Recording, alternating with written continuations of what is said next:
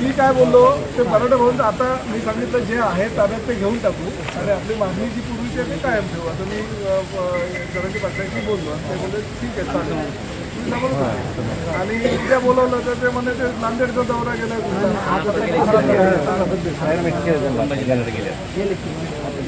असते तर बरं झालं असतं ना. 3 वेळा मी फोन केला. तुमची इच्छा होती मी निरोप आला फोन आलेला आहे आम्ही आलेलो नव्हतो त्याला सगळेजण उपस्थित राहावं लागतं. बरं आले असेल तुम्ही जरा स्टेजिंग करायची होती ना. मला वाटलं तुम्ही पटवा.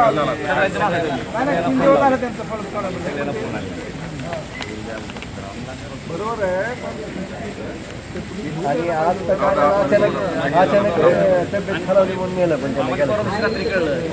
आता ते उद्या याला घ्यायला सांगितलं मी उद्या तुम्ही पाहिजे कलेक्टरची एक बैठक करून टाकू आपण. आता ती जागा जी घेते ती पण घ्यायची.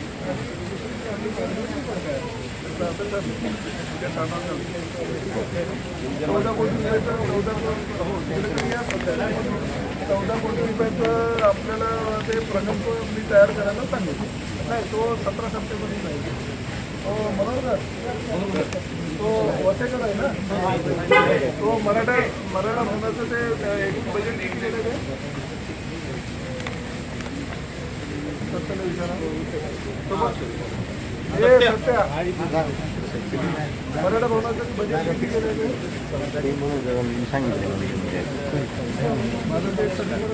साहेब जागा कुठली फिक्स केली साहेब ते मराठा भाऊसाठी जागा कुठली फिक्स केली पण आपल्याला 17 सप्टेंबरपर्यंत होईल ना आपल्याला ते करा मागे. तुम्ही याच्या मागे लागेल अरे बाबा हे पण